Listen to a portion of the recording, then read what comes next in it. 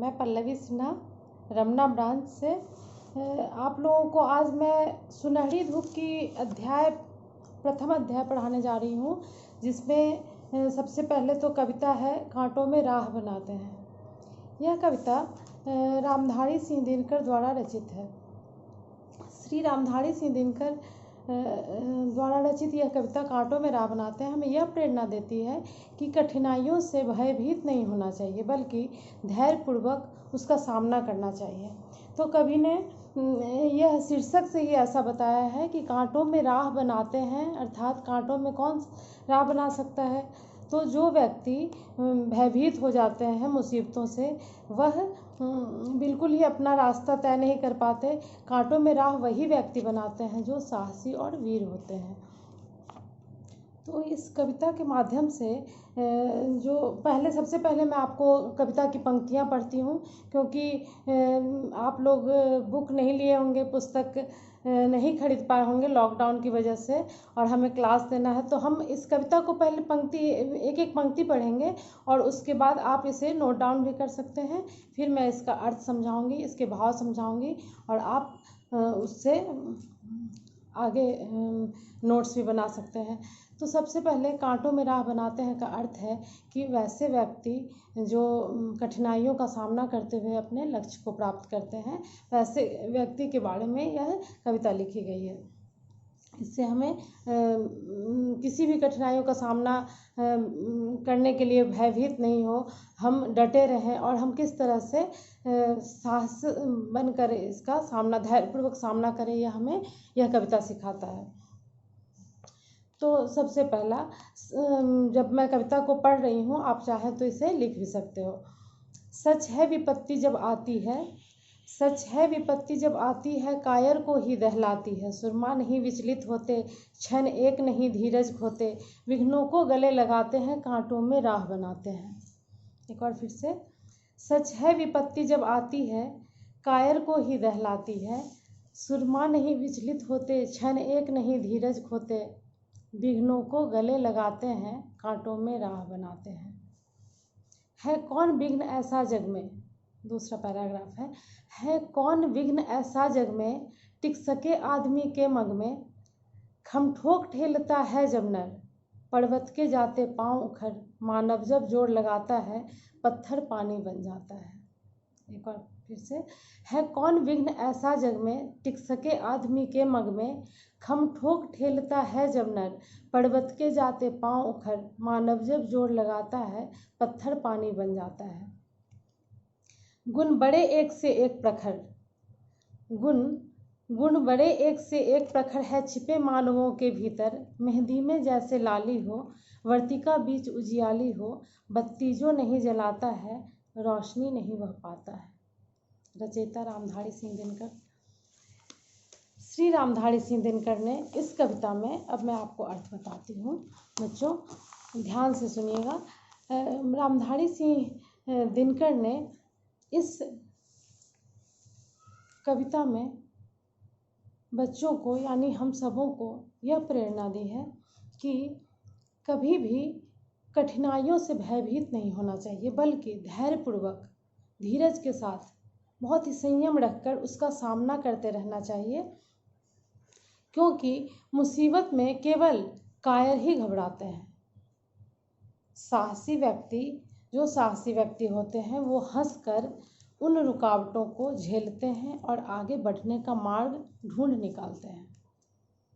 साहसी व्यक्ति उससे घबराकर अपने कार्य को बीच में नहीं छोड़ते, वो आगे बढ़ते रहते हैं, निरंतर आगे बढ़ते रहते हैं। कैसे? तो धैर्यपूर्वक, धैर्य के साथ, संयम के साथ वो आगे बढ़ते रहते हैं और अपना मार्ग ढूंढ निकालते हैं।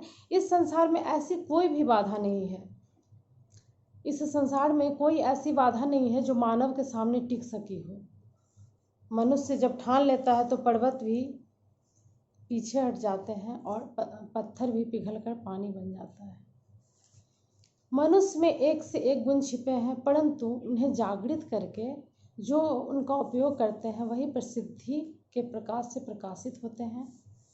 अतः हमें अपनी क्षमताओं को पहचानना चाहिए और विघ्न बाधाओं से न घबराकर उन पर विजय प्राप्त करनी चाहिए। इस कविता में मैं सबसे पहले बता दूं कि प्रत्येक मनुष्य के जीवन में कठिनाइयाँ तो आती ही है।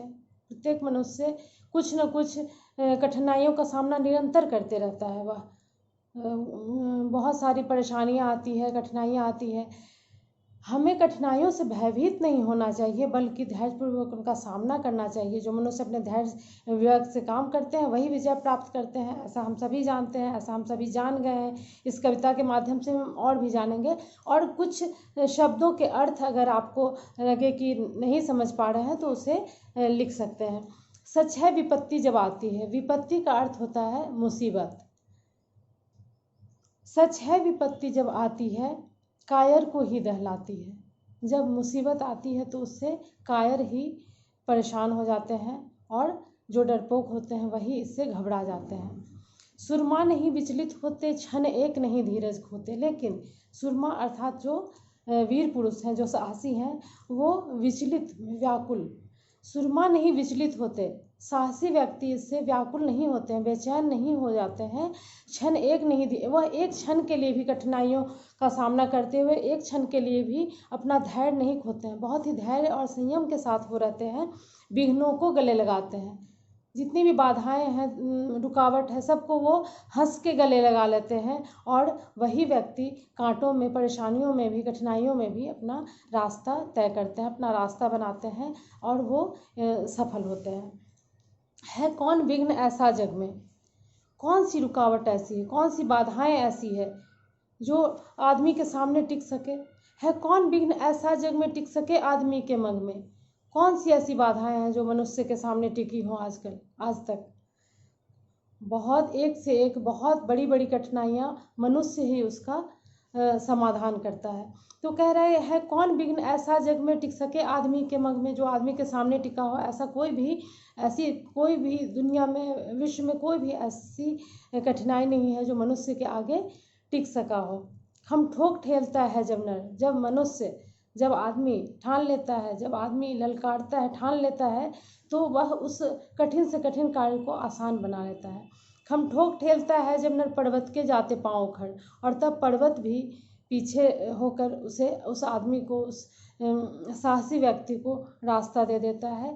मानव जब जोर लगाता है पत्थर पानी बन जाता है। मनुष्य के आगे पत्थर को भी पानी बनना पड़ता है, पर्वत को भी राह देना पड़ता है। गुण बड़े एक से एक प्रखर है छिपे मानवों के भीतर। मानव के भीतर बहुत एक से बढ़कर एक गुण छिपे हुए हैं। मनुष्य को अपनी क्षमता को पहचान कर उसे जागृत करने की आवश्यकता है। मनुष्य अगर अपनी क्षमता को पहचान ले, उसे जागृत करे, तो फिर ऐसा कोई भी गुण नहीं है जो मनुष्य में ना हो। मनुष्य में एक से बढ़कर एक गुण छिपे हुए हैं।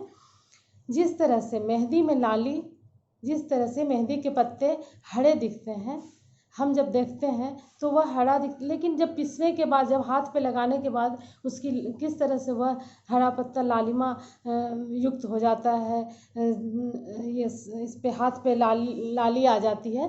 तो उसी तरह से जैसे मनुष्य के अंदर छिपे गुण हैं, वैसे ही उसी प्रकार मेहंदी में जिस तरह से लाली छिपी होती है, और वर्तिका, जो हम दिया में बत्ती जलाते हैं, वो उस वर्तिका को जब जलाते हैं तो चारों तरफ किस तरह से उजियाली, किस तरह से रोशनी छा जाती है। तो जैसे मेहंदी में जैसे लाली हो, वर्तिका बीच उजियाली हो, बत्ती जो नहीं जलाता है रोशनी नहीं हो पाता है। जब तक व्यक्ति मेहंदी को पीस कर उसको लगाए नहीं, तब तक लाली नहीं आएगी। जब तक वह बत्ती को जलाए नहीं, तब तक रोशनी नहीं पाएगा।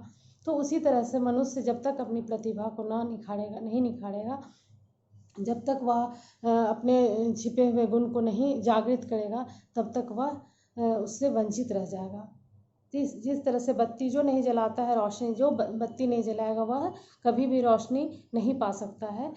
श्री रामधारी सिंह दिनकर रचित यह कविता आप लोगों को अच्छी भी लगी होगी और समझ में भी आई होगी, यह उम्मीद है। अगली बार हम एक छोटी सी और बात है इस कविता के माध्यम से जो मैं कहना चाहती हूँ। इसमें यह अवधारणा केंद्रित है कि जीवन में आने वाली किसी भी कठिनाई का साहस के साथ सामना करना चाहिए। जो लोग अपने अंदर साहस में धैर्य रखते हैं, वही लोग जीवन में सफल होते हैं। यह इस कविता में कहा गया है। मैं भी आपसे यही कह रही हूँ। जो कायर लोग होते हैं वे विपत्ति के आने पर शीघ्र ही अपनी पराजय स्वीकार कर लेते हैं।